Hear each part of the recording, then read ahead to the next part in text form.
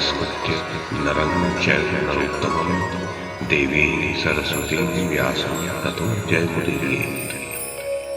ओम नमो भगवते वासुदेवाय। ओम नमः पितामहाय। ओम नमः प्रजापतिभ्यः। ओम नमः कृष्णद्वैपायनाय। ओम नमः सर्वविघ्नविनायकेभ्यः।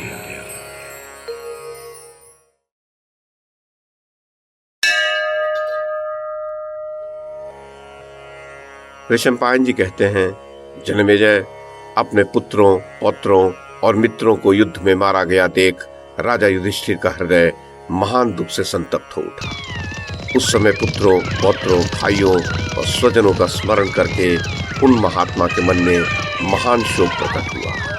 उनके नेत्र अश्रुओं से भर आए, शरीर कांपने लगा और चेतना लुप्त होने लगी। उनकी ऐसी अवस्था देख उनके सुहृद अत्यंत व्याकुल हो उस समय उन्हें सांत्वना देने लगे। उसी समय सामर्थ्यशाली नकुल सूर्य के समान तेजस्वी रथ के द्वारा शोक से अत्यंत पीड़ित हुई कृष्णा को साथ लेकर वहां आ पहुंचे। उस समय द्रौपदी उपप्लव्य नगर में गई हुई थी। वहां अपने सारे पुत्रों के मारे जाने का अत्यंत अप्रिय समाचार सुनकर वह व्यथित हो उठी थी। राजा युधिष्ठिर के पास पहुंचकर शोक से व्याकुल हुई कृष्णा वायु से हिलाई गई कदली के समान कंपित हो पृथ्वी पर गिर पड़ी।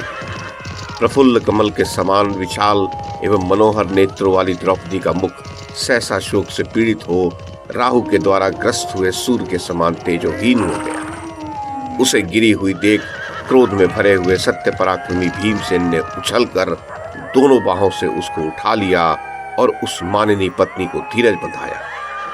उस समय रोती हुई कृष्णा ने भरत नंदन पांडुपुत्र युधिष्ठिर से कहा, राजन, सौभाग्य की बात है कि आप क्षत्रिय धर्म के अनुसार अपने पुत्रों को यमराज की भेंट चढ़ाकर ये सारी पृथ्वी पा गए और अब इसका उपभोग करेंगे। कुंती नंदन, सौभाग्य से ही आपने कुशल पूर्वक रहकर इस मत्त मातंग गामिनी संपूर्ण पृथ्वी का राज्य प्राप्त कर लिया। अब तो आपको सुभद्रा कुमार अभिमन्यु स्मरण भी नहीं आएगा। अपने वीर पुत्रों को क्षत्रिय धर्म के अनुसार मारा गया सुनकर भी आप उपप्लव्य नगर में मेरे साथ रहते हुए उन्हें सर्वथा भूल जाएंगे। ये भी भाग्य की ही बात है। पार्थ, पापाचारी द्रोण पुत्र के द्वारा मेरे सोए हुए पुत्रों का वध किया गया, ये सुनकर शोक मुझे उसी प्रकार संतप्त कर रहा है जैसे अग्नि अपने आधारभूत काष्ठ को ही जला डालती है। यदि आज आप रणभूमि में पराक्रम प्रकट करके सगे संबंधियों सहित पापाचारी द्रोण कुमार के प्राण नहीं हर लेते हैं तो मैं यही अनशन करके अपने जीवन का अंत कर दूंगी। पांडवों, आप सब लोग इस बात को कान खोलकर सुन लें। यदि अश्वत्थामा अपने पाप कर्म का फल नहीं पा लेता है तो मैं अवश्य प्राण त्याग दूंगी। जन्मेजय, ऐसा कहकर यशस्विनी द्रुपद कुमारी कृष्णा पांडुपुत्र युधिष्ठिर के सामने ही अनशन के लिए बैठ गई।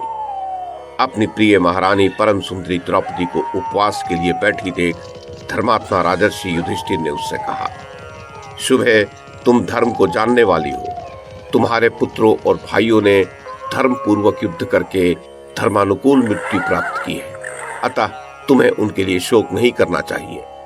कल्याणी, द्रोण कुमार तो यहाँ से भागकर दुर्गम वन में चला गया है। शोभने, यदि उसे युद्ध में मार गिराया जाए तब भी तुम्हें उसका विश्वास कैसे होगा?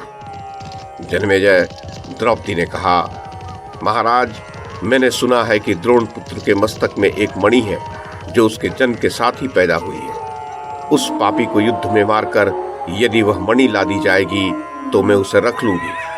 राजन, उस मणि को आपके सिर पर धारण कराकर ही मैं जीवन धारण कर सकूंगी, ऐसा मेरा दृढ़ निश्चय है। जन्मेजय, पांडुपुत्र राजा युधिष्ठिर से ऐसा कहकर सुंदरी कृष्णा भीमसेन के पास गई और यह उत्तम वचन बोली, प्रिय भीम, आप क्षत्रिय धर्म का स्मरण करके मेरे जीवन की रक्षा कर सकते हैं। वीर, जैसे इंद्र ने शंबरासुर को मारा था उसी प्रकार आप भी उस पापकर्मी अश्वत्थामा का वध करें।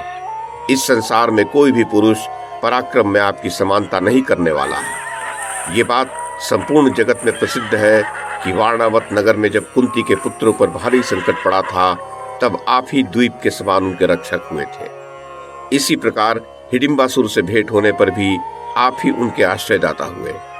विराटनगर में जब कीचक ने मुझे बहुत तंग कर दिया था, तब उस महान संकट से आपने ही मेरा उसी प्रकार उद्धार किया जैसे इंद्र ने शची का किया था। शत्रुसूदन पार्थ, जैसे पूर्व काल में ये महान कर्म आपने किए थे, उसी प्रकार इस द्रोण पुत्र को भी मारकर सुखी हो जाइए। राजन, दुख के कारण द्रौपदी का यह भांति भांति का विलाप सुनकर महाबली कुंती कुमार भीमसेन उसे सहन न कर सके। वे द्रोण पुत्र के वध का निश्चय करके स्वर्ण भूषित विचित्र अंगों वाले रथ पर आरूढ़ हुए। उन्होंने बाण और प्रत्यंचा सहित एक सुंदर एवं विचित्र धनुष हाथ में लेकर नकुल को सारथी बनाया तथा बाण सहित धनुष को फैलाकर तुरंत ही अश्वों को हकवाया। पुरुष सिंह नरेश, नकुल के द्वारा हाके गए वे वायु के समान वेग वाले शीघ्रगामी अश्व बड़ी उतावली के साथ तीव्र गति से चल दिए। भरतनंदन, छावनी से बाहर निकलकर अपनी टेक से न टलने वाले भीमसेन अश्वत्थामा के रथ का चिन्ह देखते हुए उसी मार्ग से शीघ्रता पूर्वक आगे बढ़े जिससे द्रोण पुत्र अश्वत्थामा गया था।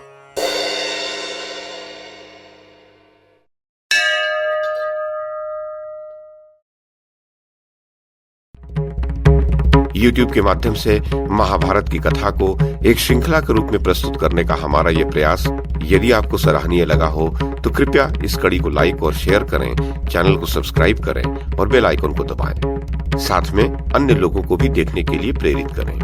धन्यवाद और नमस्कार।